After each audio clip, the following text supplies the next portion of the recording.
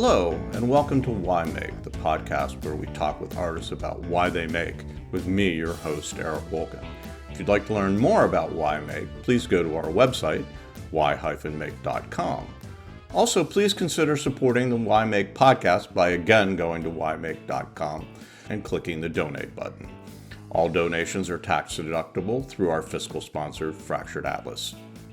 In this episode, I am both your guest and host, as I would like to share some of my thoughts, first impressions from Why Make's adventure to the Emma collaboration. I'm now back home in Chapel Hill, North Carolina, some 2,300 miles from where it all took place in Ness Creek, just outside of Big River, Saskatchewan, Canada, trying to put together my thoughts on what the past week has meant to me as an artist, as a maker, and a documentarian.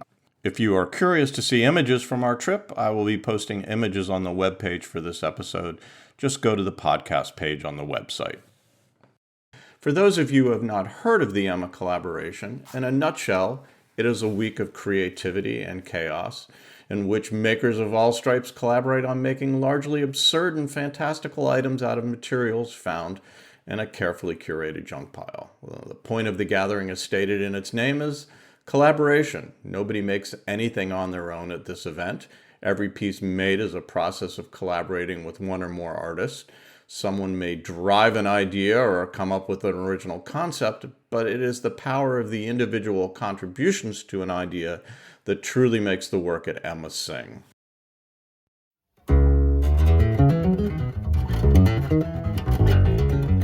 I was warned about the great Emma collaboration hangover, where the bright glow of having spent 7 days with your tribe of makers gives way to exhaustion and days or possibly weeks of afternoon naps when you return home, where you begin to wonder if all the beauty and creativity you've experienced will be enough to fill your tank and feed you for the next 2 years until the next Emma.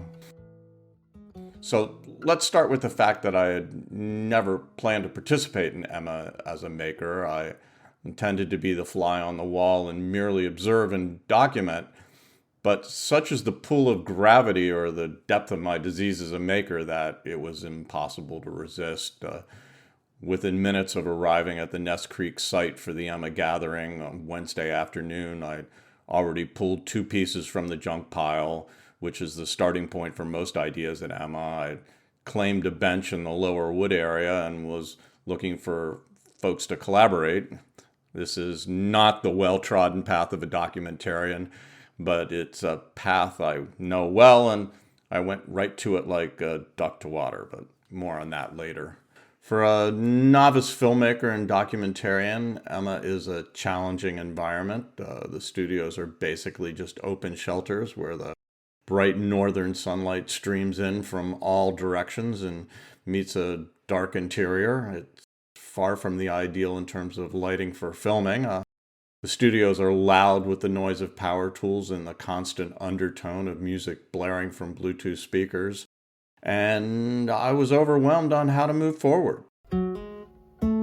So I called my good friend Chip Hitchcock, a filmmaker, teacher, and my documentary guru, who had been instrumental in helping me prepare to go to Emma, and said I needed a new production plan and told him what I was thinking of. He quickly exclaimed to me, "Dude, you can't take part in the event and shoot a documentary about it at the same time. That's impossible." But that's exactly what happened. By then, I was involved in almost 5 projects and was learning the most difficult word to say at Emma is no, which just kept coming out as yes. I did stick with my plan of interviewing makers of all sorts from the US and Canada, and dear listener, you can look forward to hearing many of those and more on upcoming episodes of this podcast. In fact, Rob and I did many more interviews than we originally planned, recording 2 to 4 every morning after breakfast. I think we amassed something like 10 hours of interview footage, and we set up our recording studio in the only sort of relatively well-lit, quiet section of the Ness Creek campus, which was Craig Campbell's bright green front porch, where only an occasional large tractor interrupted our bliss. Craig is the metal area's resource artist for the Emma gathering, and also lives and works at Ness Creek. I like to think of things in threes, so here are my three take-home thoughts from Emma. Many more to come, but these are just my preliminary thoughts. 1, Emma is a world that taps into your inner child. It allows you to go back to a time and place where you could play and be creative with no consequences, no inhibitions, and no self-consciousness. I mean, no idea is too wacky. Projects get finished or not. Often your only contribution on a project is to be part of the conversation, never actually physically make anything. I participated in building a base for a sculpture that ultimately didn't work, but I was counted as a collaborator. My favorite collaboration all week was with Andrew Lloyd Keith, and that was just a series of wonderful in-depth conversations on a ceremonial shovel piece that never got finished and was largely just returned to the scrap pile, albeit in many more pieces than it started in. It's hard not to feel after experiencing Emma that this model of collaboration is the ideal model for making creativity and perhaps for interacting with others, although that makes it go a little too global. So we'll just say this feels like an incredible model for making. For all that happens at Emma, for all the wacky ideas and just fun and play, the depth of intelligence of the ideas is amazing. One of the pieces a group of artists built this year was called Ripple, and it was based on a concept of Polynesian stick maps. And these maps were constructed from peeled wooden sticks that were used by early Polynesian wayfinders to navigate between islands, describe tides and winds, and other geographical features. And it's mind-boggling that these maps existed in the first place, but also mind-boggling that a group of artists at Emma used this same concept to map all of the Emma sister collaborations that happen around the world. It's just one example of the many works that blew my mind during the week for their just beauty, depth, and intelligence. The last take-home thought for now is everyone at Emma is both a student and a teacher. You can walk into any studio at Emma and ask for assistance, guidance, or a lesson in how to do something. Once I decided making was going to be my path at Emma, I knew I was going to reach outside my comfort zone and work in the metals area. And one day as I tried to figure out how to bend a large metal disc into a pair of wearable shoulder pads, a blacksmith introduced me to the flywheel metal press. A metal fabricator gave me guidance in cutting the metal snare drum that formed part of the interactive drum table I worked on, called Dramatic, and on and on. Such is the nature of Emma, where the possibilities of making are endless because of the great human resources and minds you have access to.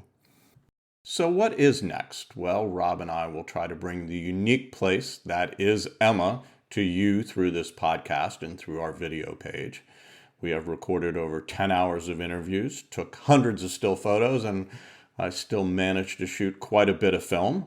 In short, we have a small mountain's worth of material, and we'll begin sharing these conversations as podcast episodes in late 2024 and into the coming year, and then start on the much bigger projects, hopefully to be released in 2025, and those include a short video documentary on Emma and a long-form audio documentary, tentatively to be called The Voices of Emma. As a final closing thought, let's get back to leading a duck to water. That actually happened at Emma and is one of my fondest memories of the trip. The Ness Creek site has a wonderful organic garden and a pond with chickens and ducks that eat the food scraps from the dining area. My cabin was right by the garden, and one morning as I was walking to breakfast, I watched as the garden staff brought out the ducks and introduced them to the pond, and it ended up just being a wonderful metaphor for my time at Emma. Emma was that pond for me, and I was that duck.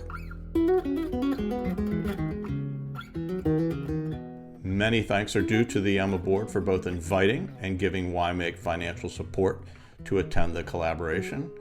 All the wonderful artists who participated in Emma 2024, and the great folks at Ness Creek and the Jack Milliken Center, and to all of you who made donations in support of this project. We can't thank you enough. Why Make is a production of Rob Helmkamp and Eric Wolken, and you can help support the Why Make podcast by going to why-make.com and clicking on the donate button. All donations are tax deductible through our fiscal sponsor, Fractured Atlas. The music heard in this episode is Arabesque No. 1 by Claude Debussy and is played by Jordi Gaspar and comes to us courtesy of museopen.org.